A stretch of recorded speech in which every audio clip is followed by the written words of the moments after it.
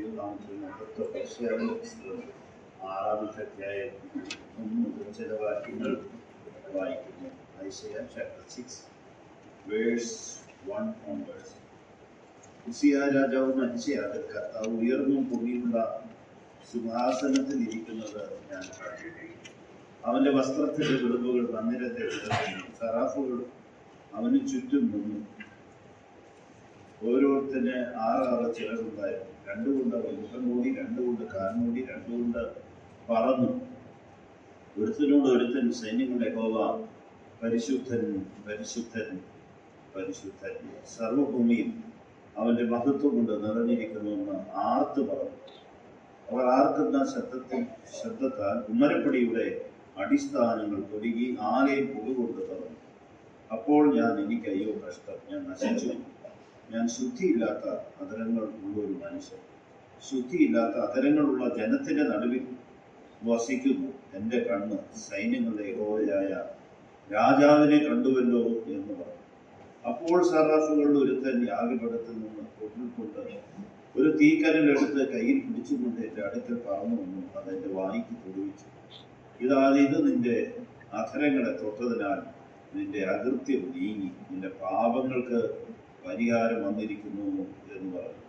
അനന്തരം ഞാൻ ആരെ അയക്കേണ്ടു, ആർ നമുക്ക് വേണ്ടി പോകുമെന്ന് ചോദിക്കുന്ന കർത്താവിൻ്റെ ശബ്ദം കേട്ടിട്ട് അടിയനെ അയക്കണമേ എന്ന് പറഞ്ഞു. വളരെ മനോഹരമായ ഒരു ആരാധനയുടെ ചിത്രമാണ് യെശയ്യാവിന്റെ പുസ്തകം 6-ാമത്തെ അധ്യായം വായിക്കുമ്പോൾ കാണുവാൻ കഴിയുന്നത്. എത്ര വലിയ ഭാഗ്യമാണ് യെശയ്യാവിന് കിട്ടിയത്. 6-ാമത്തെ അധ്യായത്തിൽ വന്നു നിൽക്കുന്നതാണ് യെശയ്യാവ്. മുന്നോട്ട് ഇനിയും യാത്ര ചെയ്യണം. 66 അധ്യായങ്ങൾ കവർ ചെയ്യണം. അതിൻ്റെ ഉള്ളിൽ എന്തെല്ലാം കാര്യങ്ങൾ യെശയ്യാവിന് രേഖപ്പെടുത്താനായിട്ടുണ്ട്. കർത്താവായ യേശുക്രിസ്തുവിന്റെ ക്രൂശ് വരണം. യെശയ്യാവിന്റെ പുസ്തകം 53 എഴുതണം. ഒട്ടേറെ പ്രവചനങ്ങൾ, ഒട്ടേറെ വരാൻ പോകുന്ന കാര്യങ്ങൾ, ഇസ്രായേൽ ജനത്തോടുള്ള നിർദ്ദേശങ്ങൾ, അതുപോലെ തന്നെ ഒട്ടേറെ സത്യങ്ങൾ പഴയ നിയമത്തിലും പുതിയ നിയമത്തിലും ഉള്ളത് വെളിപ്പെടുത്തിക്കൊണ്ട് ഈ പുസ്തകം എഴുതേണ്ട ദൈവത്തിന്റെ ദാസന് ദൈവം വെളിപ്പെടുത്തി കൊടുത്ത ആദ്യത്തെ രംഗമാണ് നാം കാണുന്നത്. ഒന്നാമതായിട്ട് കർത്താവിന്റെ ആ മഹത്വത്തിൽ സൈന്യങ്ങളുടെ യഹോവ പരിശുദ്ധൻ പരിശുദ്ധൻ പരിശുദ്ധൻ, ഉയർന്നും പൊങ്ങിയുമുള്ള സിംഹാസനത്തിൽ ഇരിക്കുന്ന കർത്താവിനെ യെശയ്യാവ് കാണുകയാണ്.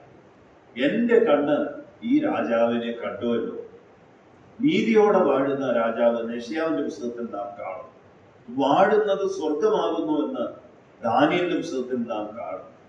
വാഴുന്ന രാജാവ്, രാജാതി രാജാവ്. 24-ാം സങ്കീർത്തനത്തിൽ മഹത്വത്തിന്റെ രാജാവ്. മത്തായി സുവിശേഷത്തിൽ ആ രാജാവിനെ കണ്ടപ്പോൾ, ആ ശിശുവിനെ കണ്ടപ്പോൾ അവർ വീണ് നമസ്കരിച്ചു. രാജാവായി പിറന്നവൻ എവിടെ? അതാണ് ചോദ്യം. അത് അന്ന് ആ ദേശത്തെല്ലാം മുഴങ്ങിക്കേട്ട ഒരു ചോദ്യമാണ്. രാജാവായി പിറന്നവൻ എവിടെ? അങ്ങനൊരു സംഭവം കേട്ടിട്ടില്ല. ഓൾറെഡി ഹേരോദാവ് രാജാവായി ഭരിച്ചുകൊണ്ടിരിക്കുന്ന സ്ഥലത്ത് രാജകുടുംബത്തിൽ ജനിക്കാതെ വേറെ എവിടെ ജനിച്ചു, ആര് ജനിച്ചു എന്നുള്ളത് ആളുകളെ വളരെ അമ്പരപ്പിച്ചു. എന്നാൽ സ്വർഗത്തിലെ ദൈവത്തിന്റെ പുത്രൻ രാജാവായി പിറന്നിരിക്കുകയാണ്. ആ രാജാവിനെ കണ്ടപ്പോൾ അവർ നമസ്കരിക്കാതെ. നമ്മുടെ കർത്താവ് രാജാതി രാജാവാണ്, കർത്താതി കർത്താവാണ്. അടുത്തുകൂടാത്ത വെളിച്ചത്തിൽ വസിക്കുന്നവൻ, മനുഷ്യരാരും കാണാത്തവൻ, താൻ മാത്രം അമർത്യതയുള്ളവൻ. ഈ കർത്താവിനെ കാണുക, ദർശിക്കുക എന്ന് പറയുന്നത് വലിയ ഒരു ഭാഗ്യമാണ്. അപ്പോസ്തലപ്രവൃത്തി 9-ാമത്തെ അധ്യായത്തില് ശൗല് കർത്താവിനെ ദർശിച്ചു. കർത്താവിന്റെ തേജസ്സിന്റെ മുൻപിൽ നിൽക്കാനൊന്നും കഴിഞ്ഞില്ല. ആ വെളിച്ചത്തിന്റെ മുൻപിൽ വലിയൊരു വെളിച്ചമാണ്. ഇതുവരെ കണ്ടിട്ടില്ല, ഇതുവരെ അങ്ങനെ ഒരു ശബ്ദവും കേട്ടിട്ടില്ല. നീ ആരാകുന്നു കർത്താവേ? നീ ഉപദ്രവിക്കുന്ന യേശുവാണ് ഞാൻ, യേശുവാണ് ഞാൻ. യേശു ആരാ? പാപത്തിന് പരിഹാരം ഉണ്ടാക്കിയത്. അവൻ തന്റെ ജനത്തെ അവരുടെ പാപങ്ങളിൽ നിന്ന് രക്ഷിപ്പാനിരിക്കുമ്പോൾ യേശു എന്ന പേരിടണം. യേശു ദൈവം നമ്മോട് കൂടെ, ഇമ്മാനുവേ. അതാണ് കർത്താവ് പറഞ്ഞത്. അവന് കണ്ണു കാണാൻ മേല. പിന്നീടാണ് അവൻ ആ കർത്താവിനെ കുറിച്ച് ഒട്ടേറെ കാര്യങ്ങൾ പറയുവാനും എഴുതുവാനും സാക്ഷിപ്പാനും അനേകരെ കർത്താവിന് വേണ്ടി നേടുവാൻ ഇടയായി. ആ വലിയ ദർശനം കർത്താവുമായിട്ടുള്ള ആ കൂടിക്കാഴ്ച എന്ന് പറയുന്നത് വേദപുസ്തകത്തിൽ പഴയ നിയമത്തിലായാലും പുതിയ നിയമത്തിലായാലും അത് വലിയൊരു കാഴ്ചയാണ്. അതിനെ വെല്ലുന്ന, അതിനെ മേലെ ഒരു കാഴ്ചയില്ല പ്രിയമുള്ളവരെ. കർത്താവിനെ അറിയുക, കർത്താവിനെ കാണുക, ക്രൂശിൽ നമ്മുടെ പാപത്തിന് പരിഹാരമുണ്ടാക്കി മരിച്ചടക്കപ്പെട്ട് ഉയർത്തെഴുന്നേറ്റ് ജീവിക്കുന്ന കർത്താവിനെ ദർശിക്കുക എന്ന് പറയുന്നത് വലിയ ഭാഗ്യമാണ്. സ്തെഫാനോസിന്റെ മരണത്തിന് തൊട്ട് മുൻപ് ആ കർത്താവ് നിൽക്കുന്നതാണ് കാണുന്നത്. സ്തെഫാനോസ് രക്തസാക്ഷിയായി, സഭയുടെ ചരിത്രത്തിൽ ആദ്യത്തെ രക്തസാക്ഷിയാണ്. തന്നെ എതിരേൽക്കാൻ നിൽക്കുന്ന കർത്താവ്, പിതാവിന്റെ ശക്തിയുടെ വലുത്തമാക്കി ഇരുന്ന കർത്താവ് നിൽക്കുകയാണ് തന്റെ ഭക്തനെ എതിരേൽക്കാനായിട്ട്, തന്റെ ഭക്തനെ വളരെ സന്തോഷത്തോടെ സ്വീകരിക്കാനായിട്ട്. ഗലീല പുരുഷന്മാരെ, നിങ്ങൾ ആകാശത്തേക്ക് ഉറ്റുനോക്കുന്നെന്ന്, നിങ്ങളെ വിട്ട് സ്വർഗാരോഹണം ചെയ്ത ഈ യേശു പോയതുപോലെ വീണ്ടും വരും. അവിടെ യേശു എന്ന വാക്കാണ് ഉപയോഗിച്ചിരിക്കുന്നത്. മനുഷ്യവർഗത്തിന്റെ പാപത്തിന് പരിഹാരം ഉണ്ടാക്കി മരിച്ചടക്കപ്പെട്ട് ഉയർത്തെഴുന്നേറ്റ ദൈവപുത്രനായ, ലോകരക്ഷിതാവായ, നീതിമാനും വിശുദ്ധനുമായ, പാപമില്ലാത്തവനും രാജാവായി പിറന്ന് കഴുതക്കുട്ടിയുടെ പുറത്ത് രാജാവായി കയറി വന്ന, ഇതാ യഹൂദന്മാരുടെ രാജാവെന്ന് മരണസമയത്തും ഉറക്കെ പ്രഖ്യാപിച്ച് എഴുതി വെച്ച ദൈവപുത്രനായ കർത്താവായ യേശു ക്രിസ്തു തന്റെ ശരീരം എനിക്കും നിങ്ങൾക്കും വേണ്ടി തകർന്നു. അതാണ് മേശ നമ്മെ വിളിച്ചറിയിക്കുന്നത്. ഈ അപ്പം അതാണ് ഓർപ്പിക്കുന്നത്. അവനെ ഓർക്കുക, അവനെ ദർശിക്കുക, അവനെ കാണുക, അവനെ മഹത്വപ്പെടുത്തുക, മറ്റൊന്നുമല്ല. യേശു ക്രിസ്തുവിനാൽ സ്വർഗം നിറഞ്ഞിരിക്കുന്നത് പോലെ ഓരോ വിശ്വാസികളും കർത്തൃമേശയോടുകൂടെ കർത്താവിനെ ആരാധിക്കുമ്പോൾ യേശു ക്രിസ്തുവിനാൽ നിറഞ്ഞിരിക്കണം.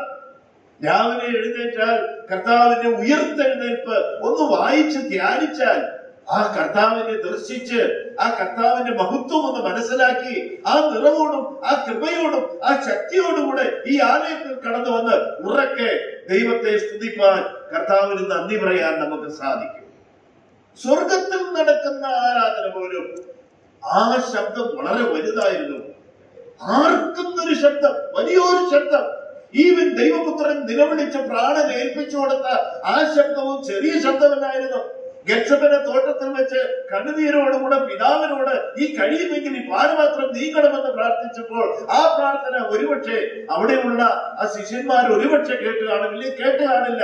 കാരണം അല്പം മുന്നോട്ട് പോയാണ് കവട് വീണ് കർത്താവ് പ്രാർത്ഥിച്ചത്. എന്നാൽ പ്രാണനെ വിടുന്ന സമയത്ത് കർത്താവിന്റെ നിലവിളി അത് ലോകം കണ്ടതാണ്, ലോകം കേട്ടതാണ്, സ്വർഗം കണ്ടതാണ്, സ്വർഗം കേട്ടതാണ്. ആ നിലവിളി, ആ ഉറക്കം നിലവിളിച്ചിട്ടാണ് പ്രാണനെ ഏൽപ്പിച്ചു കൊടുത്തത്. എനിക്കും നിങ്ങൾക്കും വേണ്ടി ഈ കർത്താവിനെ ഓർക്കാതിരിക്കാൻ സാധ്യമല്ല, ആരാധിക്കാതിരിക്കാൻ സാധ്യമല്ല. സൈന്യങ്ങളുടെ യഹോവേ, പരിശുദ്ധൻ പരിശുദ്ധൻ പരിശുദ്ധൻ. സർവഭൂമി അങ്ങനെ മഹത്വം കൂടെ നിറഞ്ഞിരിക്കുക. 8-ാം സങ്കീർത്തനത്തിൽ നാം വായിക്കുന്നത് ആ കർത്താവിന്റെ നാമം ഭൂമിയിലൊക്കെയും ശ്രേഷ്ഠമായിരിക്കുക, ഉന്നതമായിരിക്കുക. ഉന്നതൻ, ഉയർന്നിരിക്കുന്നവൻ, ശാശ്വതവാസി, പരിശുദ്ധൻ എന്ന നാമമുള്ള കർത്താവ്. സകല നാമത്തിന് മേലായ നാമം ധരിച്ച കർത്താവ്. ആ കാഴ്ചയുടെ മുൻപിൽ തന്നെ ഏറ്റവും താഴ്ത്തുന്ന കർത്താവിനെ കണ്ടെങ്കിലേ നമ്മൾ ആരാണെന്ന് ഇന്നും നമുക്ക് മനസ്സിലാകുള്ളൂ. നമ്മൾ രക്ഷിക്കപ്പെട്ടവരാണ്, സ്നാനപ്പെട്ടവരാണ്, ദൈവമക്കളാണ്. കാണീൻ നാം ദൈവമക്കളെന്ന് വിളിക്കപ്പെടുവാൻ പിതാവ് വലിയ സ്നേഹം നൽകിയവരാണ്, വീണ്ടെടുക്കപ്പെട്ടവരാണ്, വിശുദ്ധന്മാരാണ്, ദൈവത്തിന്റെ ജനമാണ്, ഭാഗ്യമുള്ളവരാണ്, സ്വർഗത്തിൽ ഇരുത്തപ്പെട്ടവരാണ്, എല്ലാ അനുഗ്രഹവും ലഭിച്ചവരാണ്, ധന്യരായി തീർന്നവരാണ്. കുറവൊന്നുമില്ല. കർത്താവിന്റെ പ്രയത്നത്തിന്റെ ഫലമാണെന്ന് 53 യെശയ്യാവിൽ നാം വായിക്കുന്നു.